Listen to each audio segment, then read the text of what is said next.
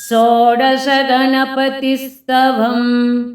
प्रथमो बालविघ्नेशो द्वितीयस्तरुणो भवेत् तृतीयो भक्तविघ्नेशश्चतुर्थो वीरविघ्नभः पंचमः शक्तिविघ्नेशः षष्ठो ध्वजगणाधिपः सप्तमः सिद्धिरुद्दिष्टः उच्छिष्टः षष्ठमः स्मृतः नवमो विघ्नराजः षादशमः क्षिप्रनायकः हेरम्बश्चैकादशः द्वादशो लक्ष्मीनायकः त्रयोदशो महाविघ्नो विजयाख्यश्चतुर्दशः निरुक्ताख्यः पञ्चशदशः स्यात् षोडशोऽध्वनायकः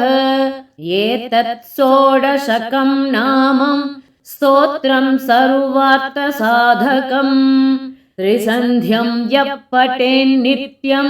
स सुखी सर्वतो जयी तस्य विघ्नाः पलायन्ते वैनतेयाद्यथोरगाः गणेश्वरप्रसादेन महाज्ञानी भवेत् ध्रुवम् इति षोडशगणपतिस्तवम्। श्रीदुर्गादेवी कवचम्। ईश्वर उवाच शृणु देवी प्रवक्ष्यामि कवचं सिद्धितं पठित्वा पाठयित्वा च नरो मुच्येत सङ्कटात् अज्ञात्वा कवचं देवी दुर्गा मन्त्रं च यो जपेत् शनाप्नोति फलं तस्य परत्र नरकं व्रजेत् उमादेवी शिरः पातु ललाटे शूलधारिणी चक्षुषी केचरी पातु कर्णौ चत्वरवासिनी स्कन्धानासिके पातु वदनं सर्वधारिणी जिह्वां च चण्डिका देवी गिरीवां सौभद्रिका तथा अशोकवासिनी चेतो द्वौ बाहू वज्रधारिणी हृदयं ललिता देवी उदरं सिंहवाहिनी कटिं भगवती देवी द्वाहूरु विन्ध्यवासिनी महाबला च जङ्घे त्वे पादौ भूतलवासिनी एवं स्थितासि देवी त्वं त्रैलोक्यरक्षणात्मिके रक्ष मां सर्वगात्रेषु दुर्गे देवी नमोऽस्तुते इति गुप्चिका तन्त्रोक्तं श्रीदुर्गा कवचम्। श्रीमहालक्ष्मी चतुर्विंशतिनामस्तोत्रम् देवावुसुः नमः श्रियै लोकदात्र्यै ब्रह्ममात्रे नमो नमः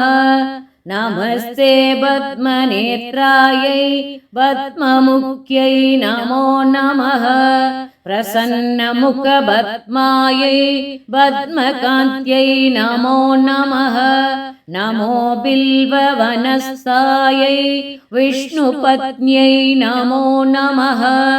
विचित्रक्षौमधारिण्यै ऋतुश्रोण्यै नमो नमः पक्वबिल्वफलापीन तुङ्गस्तन्यै नमो नमः सुरक्तपद्मभद्राभकरपादतले शुभे सुरत्नाङ्गदकेयूर काञ्चीनूपुरशोभिते यक्षकर्तमसंलिप्त सर्वाङ्गे कटकोज्ज्वले माङ्गल्याभरणैश्चित्रैर्मुक्ताहारैर्विभूषिते ताटङ्कैरवतंसैश्च शोभमानमुकाम्बुजे पद्महस्ते नमस्तुभ्यं प्रसीद हरिवल्लभे ऋग्यजुःसामरूपायै विद्यायै ते नमो नमः प्रसीदास्मान् कृपादृष्टि पादैरालोकयाब्धिजे पादैरालोकयाब्धिजे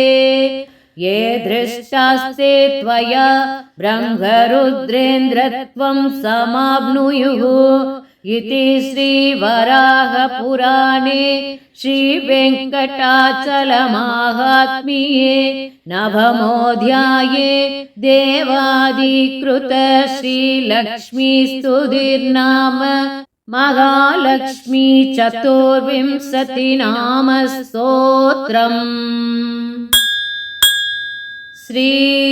सरस्वती अष्टकम्। अमला विश्ववन्द्या सा कमलाकरमालिनी विमला प्रणिभावो व्यात् कमलाया सरस्वती वार्णसंस्थाङ्गरूपाय स्वर्णरत्नविभूषिता निर्णया भारती श्वेत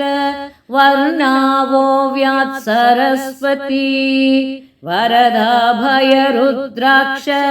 वरपुस्तकधारिणी शरसा सा सरोजसा सारावो व्यात् सरस्वती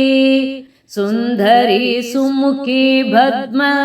मन्दिरा मधुरा च सा कुन्दभाषा सदा वो व्यात् वन्दिताया सरस्वती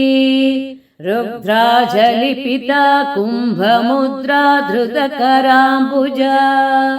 भद्रात्तदायिनी शाव्याद्भद्राब्जाक्षी सरस्वती रक्तकौशेयरत्नाढ्या व्यक्तभाषणभूषण भक्तहृद्पद्मसंस्था शक्ता वो व्यात् सरस्वती चतुर्मुखस्य जायाय चतुर्वेदस्वरूपिणी चतुर्भुजा च वो व्यात् चतुर्वर्गा सरस्वती सर्वलोकप्रभुज्याय पर्वचन्द्रनिभानना सर्वजिह्वाग्रसंस्था सदा वो व्यात् सरस्वती सरस्वती अष्टकं नित्यं